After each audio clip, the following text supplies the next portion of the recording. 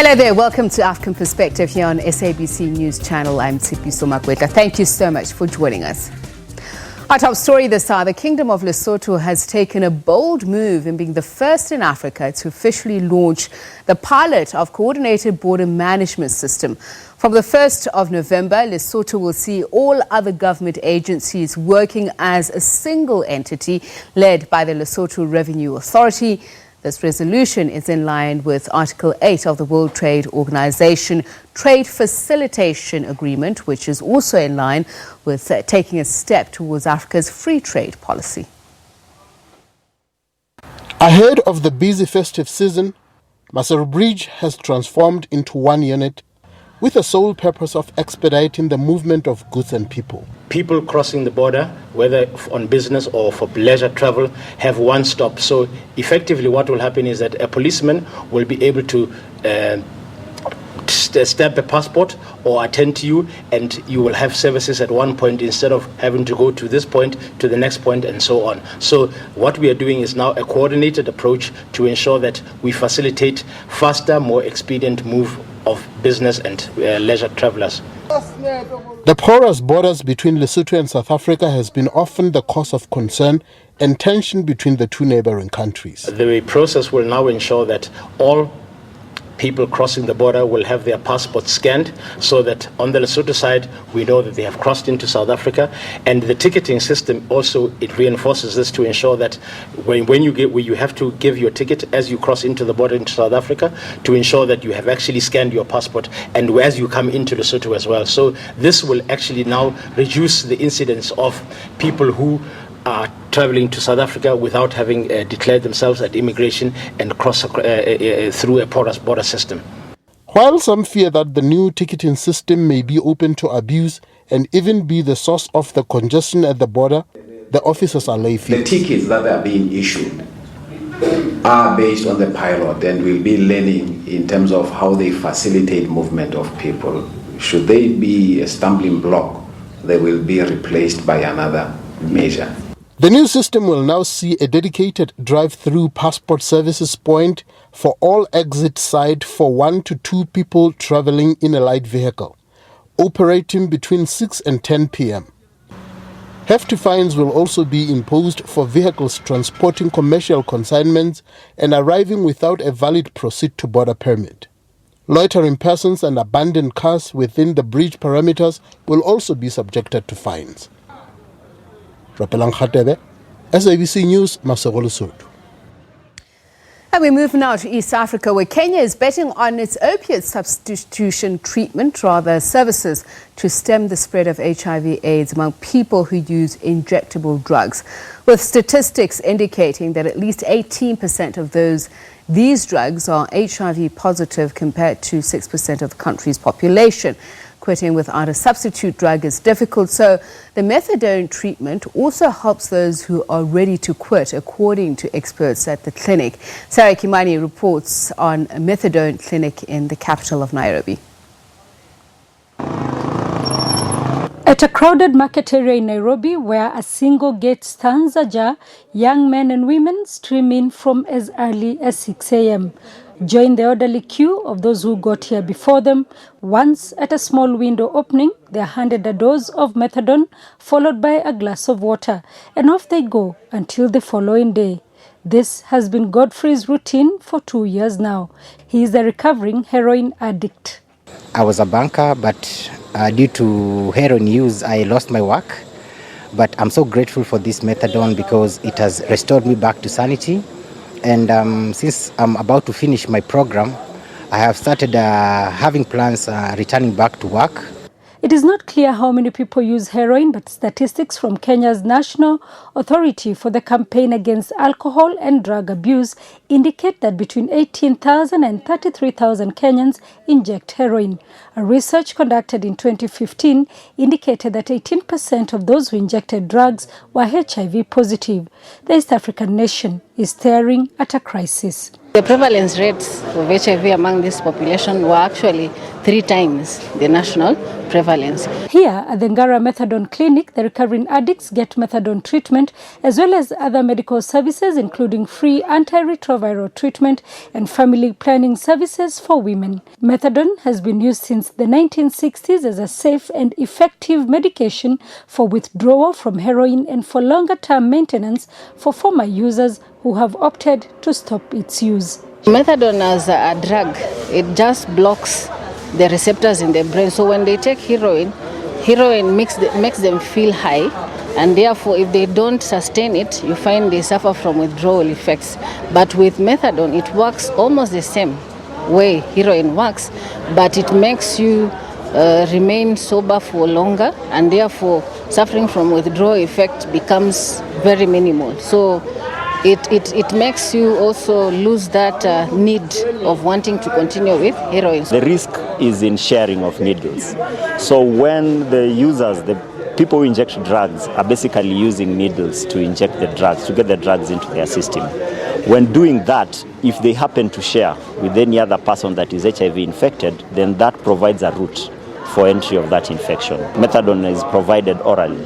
So we are eliminating the use of injection. So when they use that, they won't have the need to go back to the dens and inject the heroin. Heroin enters Kenya through the port of Mombasa, which started off as a transit point to other parts of the world. While they may be a drop in the ocean that is a $350 billion market, these recovering addicts tell a story of a generation losing its future to addiction. I started using because if I don't use it, I'll start having problems like with my stomach, like diarrheaing, having headaches and having confusion. But once I take a shot, I feel I'm okay. But my shot will last about 4 hours. I have to go back to take a shot, another shot. So I used to take like 4 shots to 8 shots a day. And how much is a shot? One shot is about 200 shillings. Godfrey says he's ready to get off the treatment and pick up his life where he left off when the addiction got his best years. Before I started coming for methadone, my family had broken up, but now I have returned my family and we're living together, and I'm so grateful for that. The last 2 years, we've had around 58 of our clients coming clean and telling us they have the intention of actually living, because methadone is supposed to be given for as long as the client still needs it. But then when we get to a point where a client says, where I've reached, I feel like I want to live, then we're able to support them gradually so that even when they stop methadone, they stop it in a way that it does not affect their normal functioning. In terms of family reintegration and community reintegration, I do agree that there is still a problem because some people have not accepted these people well to the society. There's some bit of stigma that is still there. Other African countries offering the harm reduction programs include Mauritius, Senegal, and Tanzania. Statistics from the National AIDS Control Council indicate at least 19,000 people in Nairobi alone use injectable drugs. Out of those, only 900 come to the Ngara Methadone Clinic. It may be a small percentage, but those who set up this clinic say it is a good beginning and a sign that they can turn the tide on drug addiction in Kenya. Sarah Kimani, SABC News in Nairobi, Kenya. Now, in preparation for the upcoming summit on the International Conference on Population and Development to be held in Nairobi, Kenya, the South African Department of Social Development hosted a preparatory seminar themed South-South Collaboration for Sustainable Development. The International Conference on Population and Development is in its 25th year and brings together representatives from about 26 countries. Joining us now to talk more about this, we're joined by Jacques van Zeidem, who is the Chief Director for Population Development in the Department of Social Development. A very good evening to you, and thank you very much for speaking to us. Good evening. Thank you very much for the invitation. So I'd imagine this 25-year milestone is important because it builds on some of the challenges that you've experienced and also the goals that you were working towards from the original Cairo summit. Yes, yeah, the milestone is important. I think just one correction, it's not 26 countries. It's all the countries of the world that will be represented. Okay. But the 26 represent your partnership. Yeah. We've got plus minus 26 countries with whom we collaborate fairly closely on some aspects of population. The population is so diverse. Absolutely. You have friends on certain issues, and then they are not your friends anymore on other issues. The South African government itself participated in the Cairo summit, Cairo conference in 1994 as a new democracy, and agreed to the program of action of the International Conference on Population and Development. So we've obviously actively participated in the global monitoring of progress with the implementation of the program of action, as well as the monitoring of its implementation and progress in the country itself, particularly through the country's population policy, which is part of our sort of overall development planning framework.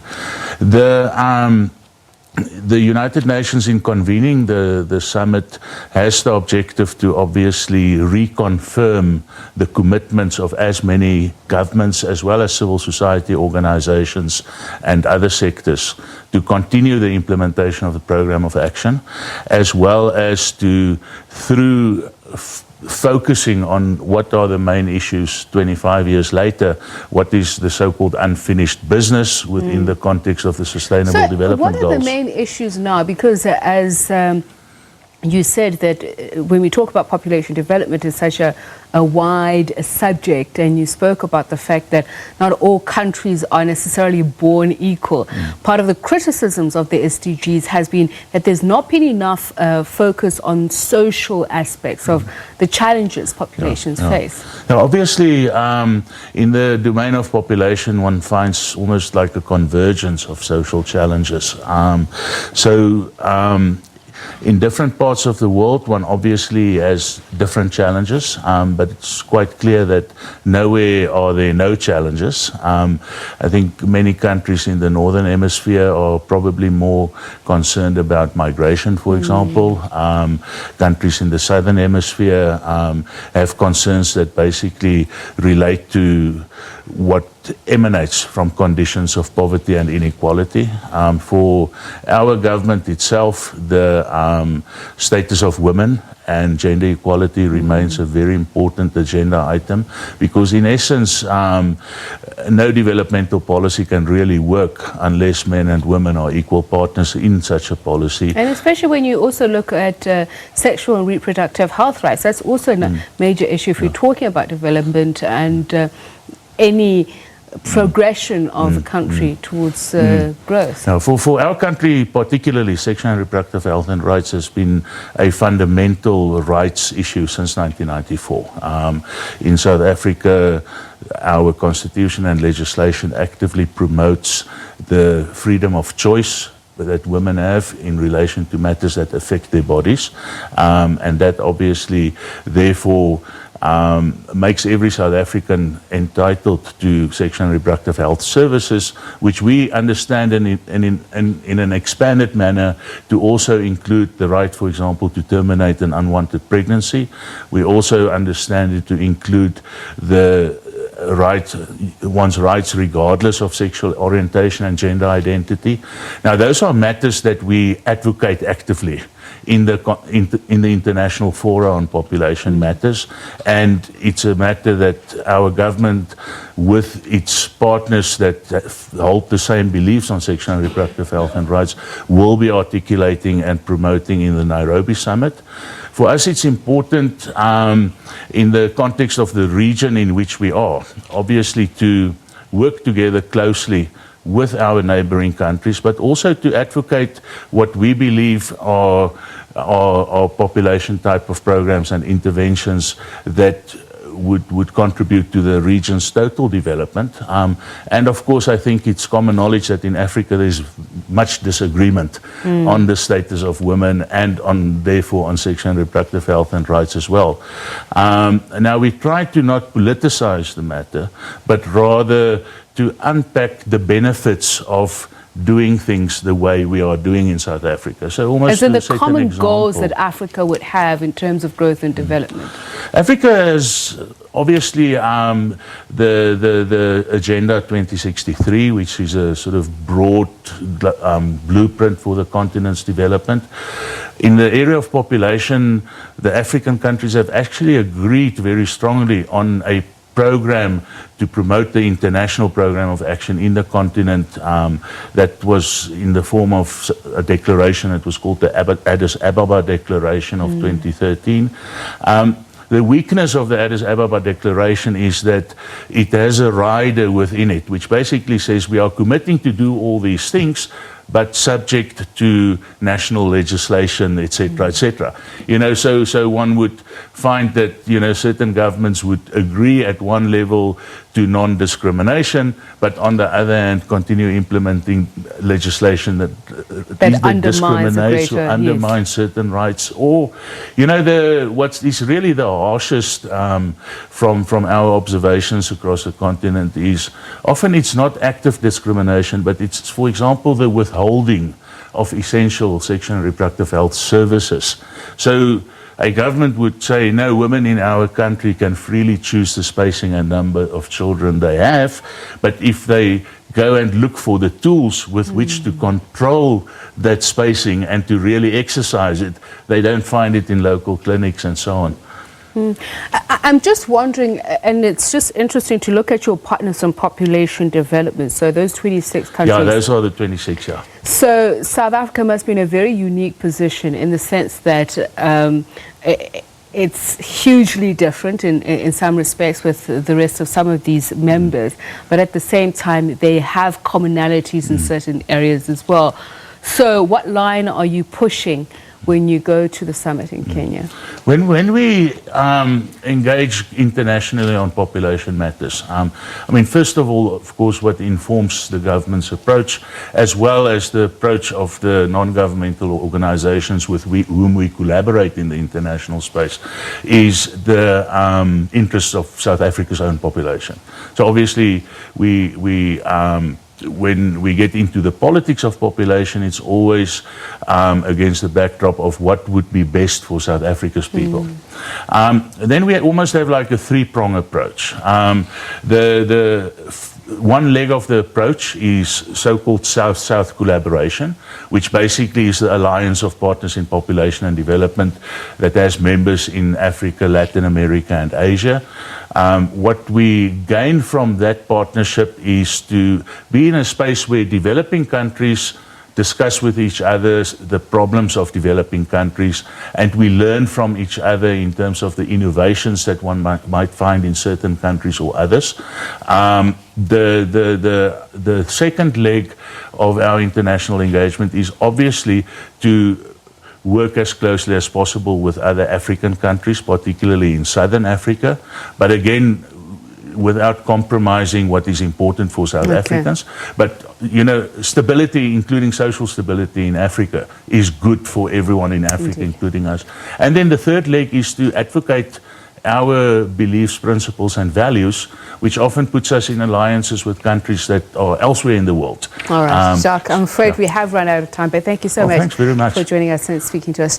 Jacques van Zydam is a Chief Director for Population Development in the Department of Social Development in South Africa. We're going to take a quick break. Don't go away.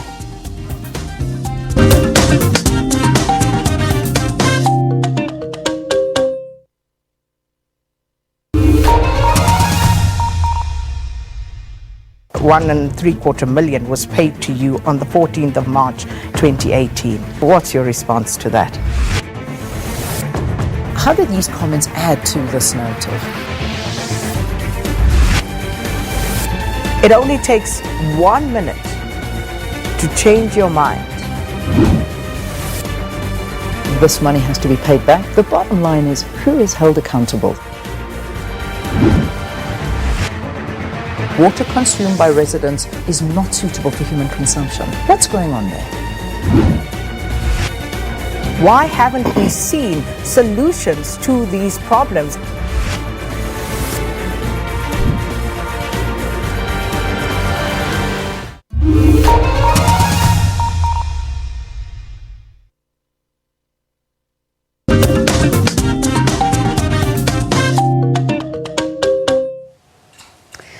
Welcome back. Women leaders and activists in Africa say the journey to success is sometimes a lonely and dangerous one. Speaking at the African Women in Dialogue conference, Somali political activist Faduma Daib and Ugandan queer activist Kasha Nabagasera say the risks, however, outweigh the purpose and the cause. More than 1,000 women from all African countries are attending the conference under the theme Women's Voices and Power as Agents of Change.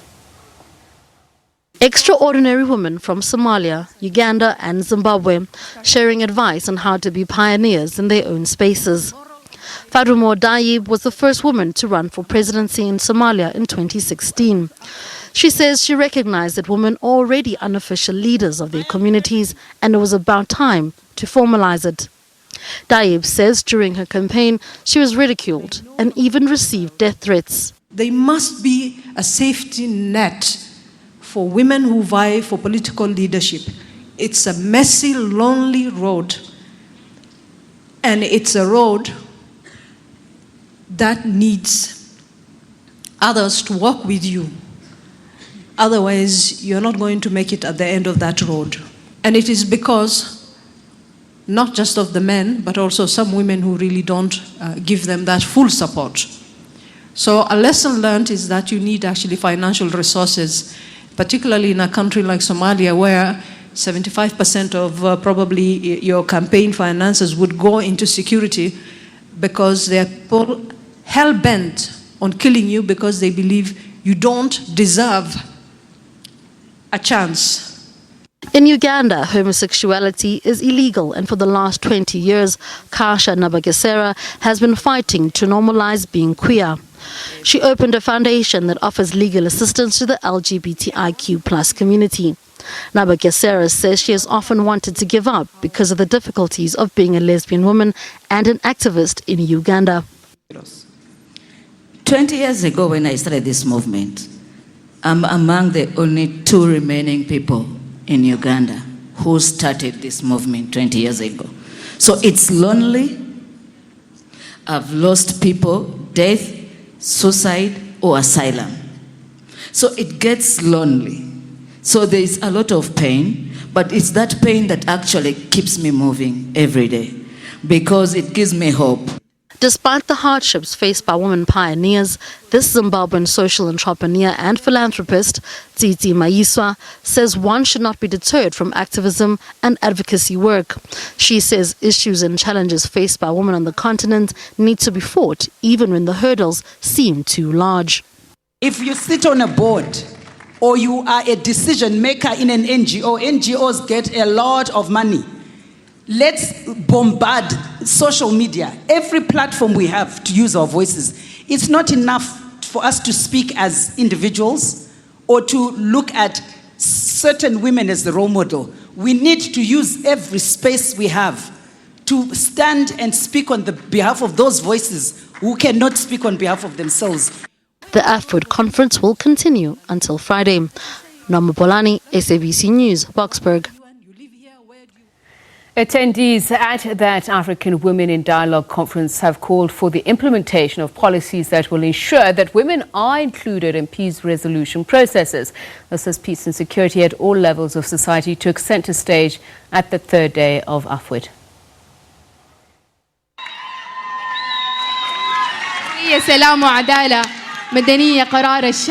Freedom, peace and justice.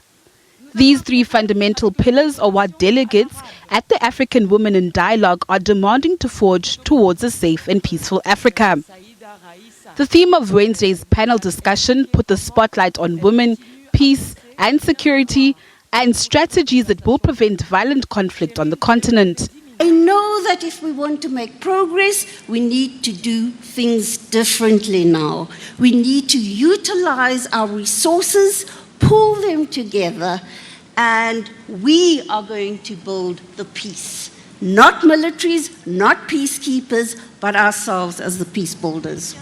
Calls were made for the conference to not only be a talk shop, but for policies to be implemented. How do we do it? How do we do it differently? From the background documents we have, there have been so many resolutions, so many declarations, so many conferences. The special envoy, the African Union special envoy on women in peace and security, in a report 2016, she rightly said it is time we put a moratorium on resolutions and declarations, and let's start implementation. Sudanese and pro-democracy activist Ala Salah gained prominence after the role she played in leading a crowd of protesters in the revolution that ousted former Sudanese President Omar al-Bashir. She says society must recognize that women are the bedrock of society. In our society, people must know that women are not weak. Women are not weak. Women are very strong. They have their own views and ideas. These discussions are expected to yield fruits and strategies that will prevent violent conflicts and maintain peace and stability in Africa. Natasha Piri, SABC News, Ekurhuleni. For South African women, this gathering must translate into action. That's what they said when they spoke to Sophie Mokoena, our foreign editor. She spoke to Dr. Judy Dlamini, Vice-Chancellor, who also attended the conference. You know, what's important is that there's continuation, right? So we shouldn't wait for the next November and then come and gather again.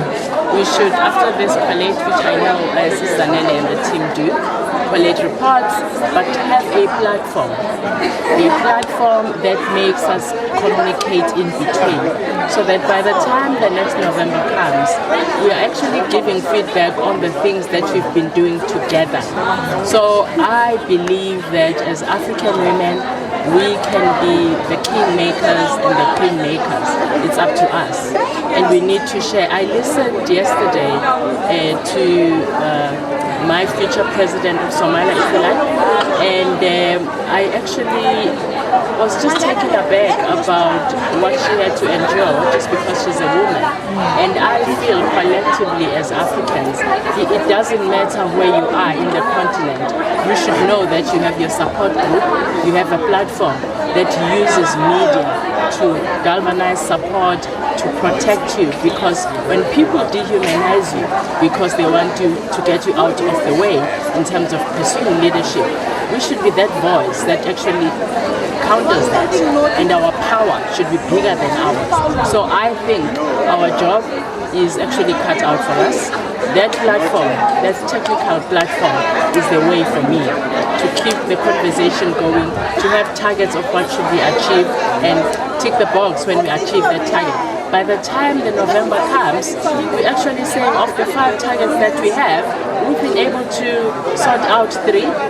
Let's look at the 2. What's holding us back? Yeah, so for me, that's what will be important. There's a proposal on the table that women should establish a fund that will assist them when they want to contest elections. What's your view? You know, we have so many needs. Challenging high office is one of them. Women, LGBTQ, because we have to take care of those. It's not just women. You know, we listened to the young woman from Uganda, I've just forgotten his name, Henry, where she was actually talking about the challenges she's had to endure and the legal battle that she's had, but she can afford it. But so many of them can't. So that's only one of the funds that we should look at. The fund that actually looks at mobilization, because the power is mobilization and having a voice that is recognized, not just in the continent, but globally. Women have spoken here. They have spoken about issues they want to see happening in their respective countries. Do you think that there is a political will from all those who are in high offices to really listen to women? Women were ready from day one. This independence in this country, South Africa, would have not been attained if it was not for the women. There's one example I love using coming to the ANC, the ruling party. The Freedom Charter was actually not the first document.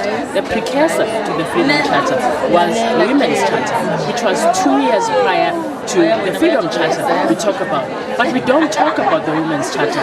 Women have always been ready, women have always been sidelined, and it has to stop. One of the trustees of AFWED, the Zanele Mbeki Development Trust, Advocate Mojanku Gumbi, has called on women to take their rightful place at the table. I think it's a one gathering where you bring women from all sectors, all classes, all religions, everything together, and without an agenda, a pre-agenda, just to give them voice. And once you've given them voice, what they say, we all then take back to our different spaces, whether it's peace and security or education, agriculture and all that. So you get so much information about what is really happening on the ground. And you are able to take that to wherever you are in the media and everywhere. The session on peace and security was one of the most active. Women refused to sit down. And they broke down, the women from Cameroon, from Congo, when they tell firsthand what happened, for instance, when Angola expelled the Congolese refugees, the rape that happened there. When they tell firsthand when Congo Brazzaville expelled refugees from Congo, what happened? When they tell how they are being killed in Cameroon, firsthand. It's not people who heard the stories, they were there when that happened. And it's important for our leaders to know this, not to be removed from the reality of what is really happening on the ground. So that session was really, really a very powerful session. I think what we must do, Sophie, is find what I would call the tactics of making sure finally that our voice is heard. And I think we should use the 25-year review of Beijing next year to really come up exactly with what you're saying. That we know what should happen, but we still don't find the space to say these things in such a way that our leaders hear us. So our next item on the agenda, you and I, is to devise ways and means of getting the message through. Maybe if they don't listen, we'll create our own space. If they don't want us at their table, it's time for us to create our own table. And this is the table. This is the table that we must create. And very soon, this voice that comes out of here will reverberate across the continent, and we would have removed them from the table that they think they had. Meanwhile, women from Cameroon have called on African leaders not to look away as Cameroon slides into instability. The country has experienced protests from those who say they have been oppressed and excluded. So Fumugwena spoke to some of those women. Women should rise up. Cameroon, my country, we are suffering. People have been killed, women have been killed, raped, children not going to school, military and civilians killed. It's terrible. So, and our president today is celebrating the 37th anniversary of what? I'm asking, of what? When there's no peace. We need peace in Cameroon. Women in Cameroon have done all what they can, and we are continuing to do it. We are going to do it because the men have disappointed us. But now we are begging all these African women here, Madame, Her Excellency Banda, Madame Zanele, the parliamentarians, the mayors, the politicians, to join, to rise and work collectively to stop war in any part of Cameroon, in any part of Africa. Let's rise, women. Nothing can be done without us. We have to be not only on the dialogue table, we have to be out there. We have to protest. We have to sit in front of the offices and stop this war. We need a better place for humanity. We want a better world.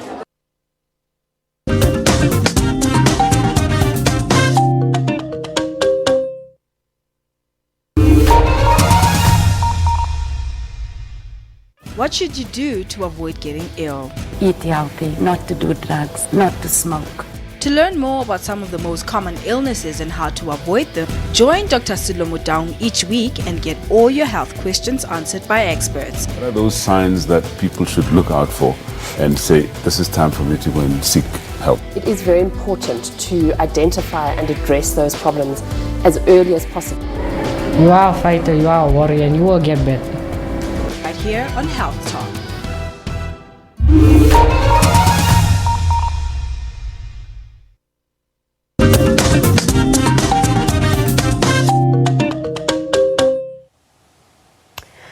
Welcome back. Peace and security in Africa. The main focus of the African Women in Dialogue Summit taking place in South Africa.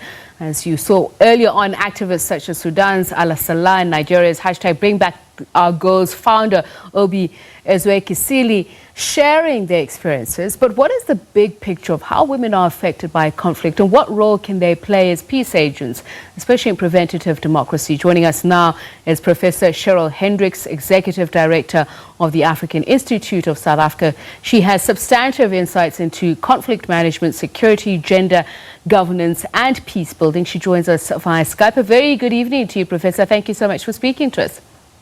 Good evening, Tabisa. Good to be with you. Thank you so much for taking the time. So it's said that when war ends officially, it does not necessarily mean that peace, especially the absence of violence, ends that conflict for women. What is your view of this? When wars end, we say that there is no automatic correlation for peace for women, that women have to actually strive to have that peace. Firstly, to participate in the peace processes, and secondly, to ensure that the peace is responsive to their needs as well. So, yes, there is no automatic aftermath of peace for women. So when we're talking about peace building, is there a growing understanding of the gendered nature of war and of post-conflict order? I think that there is a growing understanding. It is now 19 years since the adoption of UN Security Council Resolution 1325 and another 12 resolutions post that one.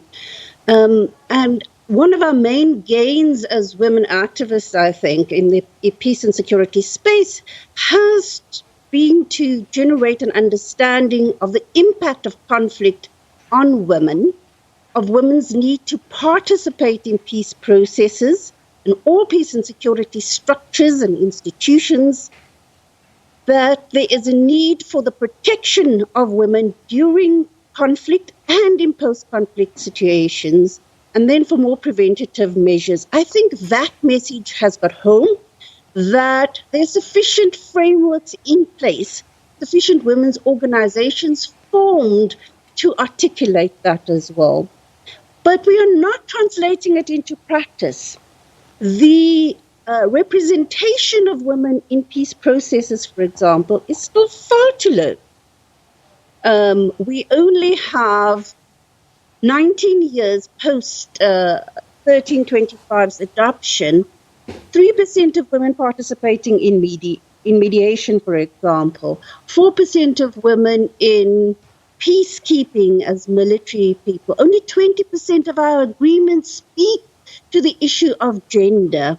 This progress is far too slow. We need to translate our rhetoric now into more substantive action. And I'm glad you raised that, Professor, because just looking at a recent Security Council meeting, in fact, it was on the 7th of October, I still ask again, is it accepted that women and men are differently affected by war and peace alike if we're not seeing that in the architecture of peace building?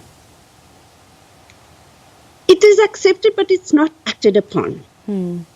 So you can articulate it. It is there in the rhetoric. It is there in all the frameworks from the UN to the African Union to all our regional economic communities. They all accept the principle. But the stakes are high during conflict. How do you get to the mediation table? So we have been training women, But that's not the way to get there. It's not for a lack of competence that we are not there. It's because the political stakes are very high. And that's why we are not being included. And I think that we have spent way too much of our energy wanting to be included into the main negotiation table and neglecting the other spaces where we as peace builders can operate, those local spaces that can also be considered as peace tables. As you saw earlier, the Are We dialogue is a peace table in itself. So, Professor, then let's just unpack what we're talking about when we're talking about gender, those socially constructed roles, behaviors, activities, and attributes in terms of society and conflict policies. What is the reality on the ground? The reality on the ground in terms of conflict areas, women are both victims and actors. Let us first take that. And they're victims precisely because of those socially constructed roles, which don't remain at social construction. They actually have effect on you. And so women, for example, in conflict situations are abducted, they are taken as sex slaves, there's displacement, they are maimed, killed, and all the other things that affect people in conflict situations. But women are also peace builders in those situations.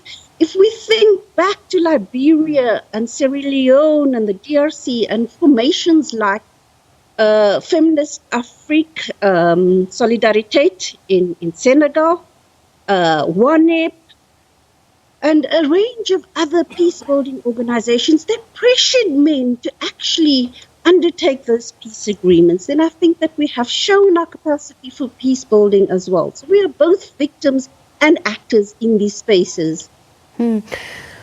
So just looking back at the UN document, the Agenda for Peace, that was formulated in terms of a new understanding of peace and advocating a more inclusive approach of conflict transformation. Has that resulted, though, in building sustainable peace? As you said, women are actors and victims at the same time. But what has the literature been? What has the practice now been in trying to transform the space? We haven't been engaged in transforming the space. We have been fighting simply for inclusion, very little discussions around how we will transform those spaces once we are included. This particular peace agenda, and when we talk about the peace agenda, we're talking about conflict prevention, peacemaking, peacekeeping, and peace building. It's an agenda that emerged out of a particular post-Cold War context in 1992. Our conflict context has changed quite drastically. Rise of violent extremism, more local level conflict, etc. But we've only tinkered with that agenda. I think we as women must seek not only to be included, but to make that agenda more applicable to the realities that we face at this moment across Africa in terms of conflict contexts. But how do you change it? I mean, earlier on we had Sudan's Ala Salah saying that she was pretty much at the forefront of the revolution there in Khartoum, but women have been pushed out of being part of the interim governance infrastructure that's coming in. So women must take their place, but how do they enforce that? So we have to do this via activism, via Pan-African activist movement, a social movement of women across this continent. As I indicated before, we've spent way too much time on frameworks, on compliance mechanisms, far less so on the kind of activism that is needed to get included and to transform the spaces. Far less thinking around how we're going to transform those spaces as well. So our goal and our responsibility right now should be around that. I think if we look at our continent, we see the re-emergence of protest politics, and it is having an impact in changing authoritarian governments. We should learn from that. We should learn from how those social movements are organizing themselves around networks rather than structures with secretariats and nationally based institutions, etc., they bog us down. We need a far more flexible network that can enable us to do the kind of mobilization that we need across the continent. One of the speakers was also talking about breaking down barriers in terms of women networks to ensure that they support each other. So the aim, I'd imagine, is to prevent women from falling back into that cycle of violence, because having them in positions where they are part of the decision-making bodies, numbers aren't enough. What needs to change? Representation is not enough. Articulating what it is that we as women want to see, changing our forms of governance as well. It's not sufficient to say that we want to be included only into parliaments, into cabinets, into mediation processes. What are we going to do when we are there that is going to make those spaces speak to the needs and interests of women? We get caught up in what is called state feminism, for example, where we're occupying those spaces, but we're not really changing them in the interests of women more broadly. So we need to spend more time doing that. Now the emphasis has shifted from peace building to conflict prevention. And that's why you bringing up preventative diplomacy as one of the instruments of conflict prevention. I think that conflict prevention is part of a larger peace process, of that larger peace building process that is there. So we mustn't make the distinction as stark as we do. But even with conflict prevention, it cannot simply be about early warning, about shuttle diplomacy. We haven't even been deploying our panel of the wise to the extent that we can be using them. We have to think of other instruments that we can use to prevent conflict. Now, here we have trained a number of women. Just in South Africa, we've trained more than 500 women in terms of peace building, but we are not using those skills. How can we deploy those women into conflict situations so that they can do the kind of peace building work that sustains peace? Because through our mediation processes, we sign peace agreements, but other processes are needed to sustain peace. And that is where the larger peace building community, both men and women, come in to sustain that peace.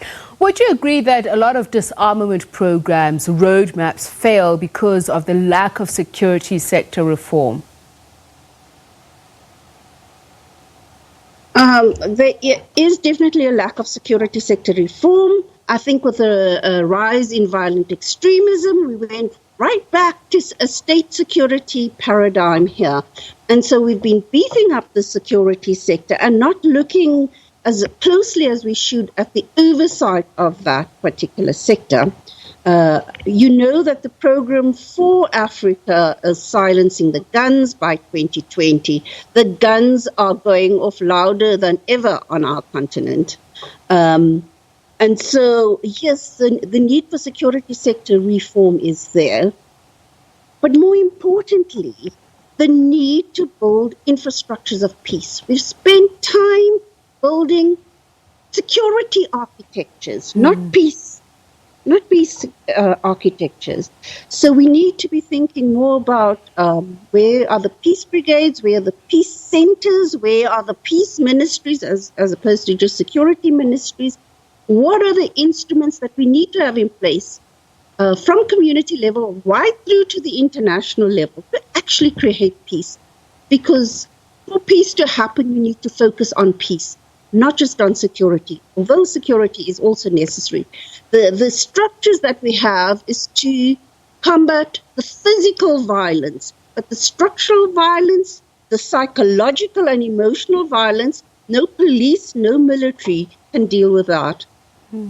I mean, as you were saying, going back to the issue of preventative diplomacy, it was said also at that same UN Security Council meeting that the fact that there's still debate about the primacy of that preventative diplomacy really raises the raison d'etre for not only the existence of the United Nations, but the African Union. So why are we still arguing that, and why is there still not enough funding for those peace architecture platforms?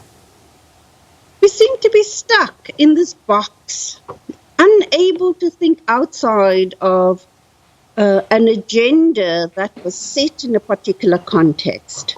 We are not saying throw out the agenda. We are saying that it needs to be adapted to suit our current context. And so what does preventative diplomacy, for example, mean in the context of a Boko Haram? Who are we going to deploy to speak to Boko Haram leaders? It's going to be very difficult to get former presidents to go and do that. But we can deploy the women peace builders in situations like that. We're not thinking how to deploy these peace builders. So that's what I mean by out-of-the-box thinking. And that out-of-the-box thinking should surely go in tandem with decolonization of knowledge systems. Well, yes. Much of what we have constructed, even though we call it African Solutions for African Problems, has simply been adapted from Western structures. We, in the decolonization of peace and security, have to go back to what we mean by peace and security in the African context and how we best think we can obtain that. Now, we developed the Kampala Declaration in the 1990s already, where the emphasis was on human security. When we began to set up the peace and security architecture of the African Union, we went right back to the very traditional instruments of security. And so this is the mismatch that we are seeing at the moment. If we want to decolonize the space, we need to be at the forefront of, as Africans, determining what peace and security means here and how we can best achieve it. Thank you so much for speaking to us and sharing your insights, Professor Cheryl Hendricks. She is Executive Director of the African Institute of South Africa. Now, a young and upcoming Lesotho music rapper has been making waves on social media. In a matter of days, the popularity of the music video has received just under 500,000 hits online. Rapelang Khatebe caught up with the creator of the weather report that has taken social media by storm. From all of us here, good night. Thank you so much for watching. Mochiso kala di 10 omkhaba ba hloke di fene le moya wa mona o hlamba uphirimela Facebook u fele le lebelle Sesotho le fafatsana la sekgowa ha o thothuni ka o kgatha dibaka just because I can di bitire kenya koriana nyana. The access to technology and internet has changed the landscape of music industry. Young and fresh talent is emerging from across the globe with absolutely no boundaries nor restrictions. And the concept of the weather forecast, how did that even come about? I don't know. It was just a God-sent thing, I think, you know. I think it was just God. I don't know. It just came about, and then I recorded it the same day it came about, and then like I've never received like that level of, you know, love from people I don't even know, people I've never even met before. And literally in a matter of days, the reception was overwhelming. Even prominent South African celebrities taken note.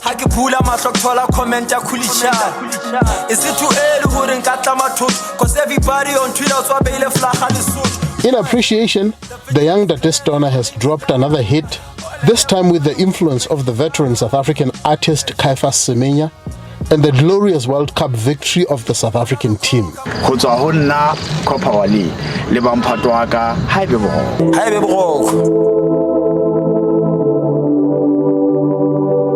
Rapelang Khatebe, SABC News, Lesotho.